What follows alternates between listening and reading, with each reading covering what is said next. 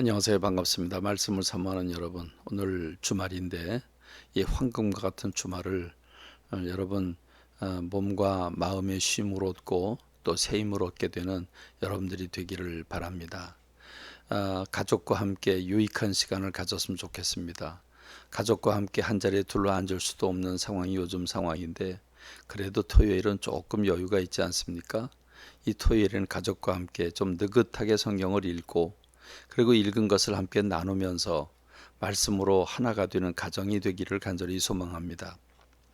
오늘의 성경 통독은 에스겔서 36장으로 37장에 이르는 두 장의 말씀입니다. 짧지요? 여러분, 짧지만 사실 이 말씀이 결코 내용이 짧은 게 아닙니다. 그 내용이 엄청나지요.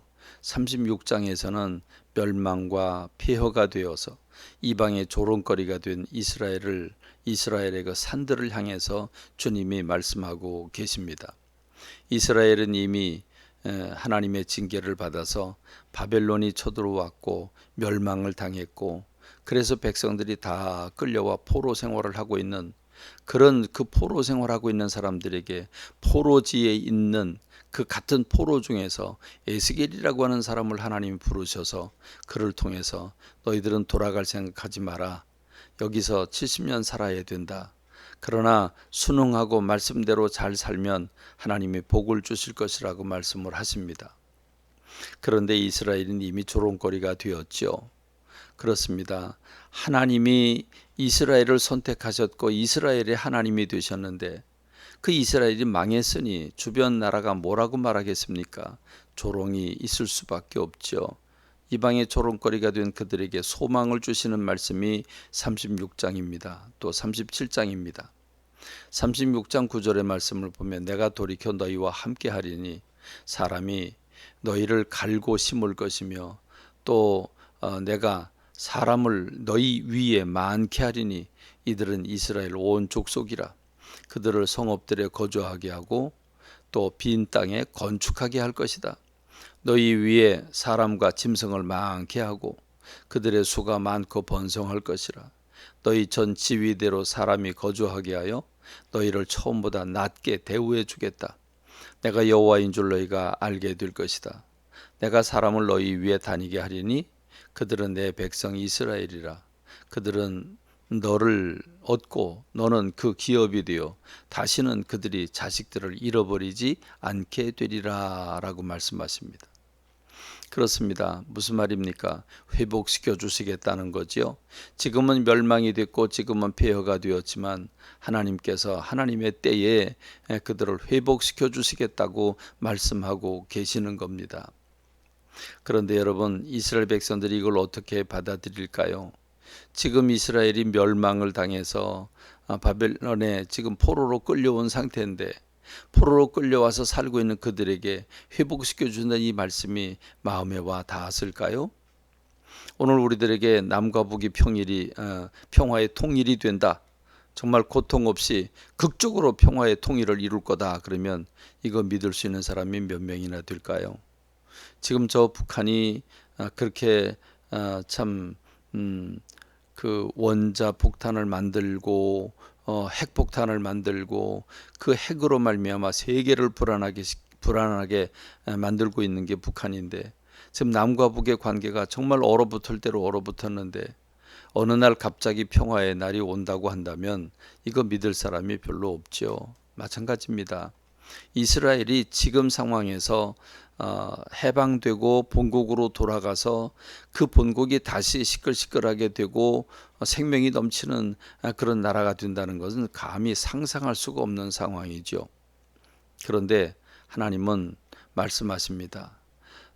내가 그 땅을 하나님 멸망시켰지만 반드시 회복될 것이라고 말씀을 하고 계시죠. 하나님이 이방의 조롱거리가 되므로 거룩한 내 이름이 더럽혀졌는데 이 더럽혀진 내 이름을 회복하기 위해서 너희들을 고국으로 돌아가게 하겠다고 말씀하십니다. 하나님은 너희가 부끄러워해라 라고 말씀을 하십니다. 너희가 왜 끌려왔지? 너희들의 죄 때문에 끌려왔어. 그런데 내가 너희들을 선택했는데 내가 너희들을 선택해서 복을 주었는데 너희가 불순종해서 매를 스스로 자초했고 오랜 동안 많은 선지자를 보냈고 수없이 깨우쳐 주었는데 너희는 귓등으로 들었다가 마침내 멸망을 당했다. 그런데 문제는 너희들 때문에 너희들을 선택한 내가 내 이름이 더럽혀졌다. 전능하신 하나님의 이름이 땅바닥에 떨어졌고 하나님이 지금 조롱을 당하고 있다는 거죠. 그러므로 하나님은 하나님의 방법으로 하나님의 이름을 회복하기 위해서 그들을 고국으로 돌아가게 하시겠다는 것입니다. 그렇습니다. 그들이 이뻐서가 아니죠. 하나님의 영광을, 하나님의 이름을 회복하기 위해서 하나님은 그들에게 맑은 물을 너에게 뿌려서 너희를 정결하게 하고 너희 모든 더러운 것에서와 모든 우상 숭배에서 너희를 정결하게 할 것이며 또 새 영을 너희 속에 두어 새 마음을 너희에게 주고 너희 육신에서 굳은 마음을 제거하고 부드러운 마음을 줄 것이고 또 내 영을 너희 속에 두어 너희로 내 율례를 행하게 하리니 너희가 내 규례를 지켜 행할지라. 내가 너희 조상에게 준 땅에서 너희가 거주하면서 내 백성이 되고 나는 너희 하나님이 되리라. 절망하고 있는 불가능해 보이는 상황에서 하나님이 이스라엘 백성들을 회복시키시고 그리고 고국으로 돌아가게 하실 것이라고 말씀하십니다. 37장에선 마른 뼈가 가득한 골짜기의 뼈를 보여주시면서 또 두 개의 잘라진 막대기를 따로따로 떨어져 있지만 그걸 붙여주시면서 둘이 하나가 될 것이고 이 마른 뼈가 일어나 큰 군대가 될 것이라고 말씀하십니다. 그래서 하나님께서 에스겔에게 대언의 명령을 허락해 주시고 그가 대언에서 하나님을 대신해서 명령할 때에 그 에스겔 골짜기의 마른 뼈들이 살아나 군대를 이루는 모습을 볼 수 있지 않습니까? 그렇게 하나님은 허락하시겠다, 회복해 주시겠다고 말씀하십니다. 결국 이 에스겔서 36장과 37장의 그 예언의 말씀은 페르시아의 왕이 바벨론을 무너뜨리고 그 초대왕 고레스, 키레스라고 하는 왕을 통해서 놀랍게 그 왕의 입에서 나는 너희들을 해방시키고 고국으로 돌려보내기 위해서 하나님이 나를 여러 나라의 왕으로 세웠다라고 선포할 만큼 참 소름 끼치는 말씀을 주실 만큼 하나님께서 일하시는 장면을 볼 수 있습니다. 그렇습니다. 하나님의 말씀은 살아 있습니다.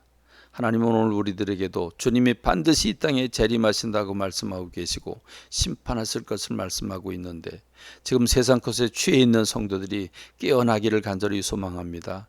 하나님의 말씀을 붙잡는 성도들이 되고 주님의 이름을 드높인 주의 성도들이 되기를 간절히 소망합니다.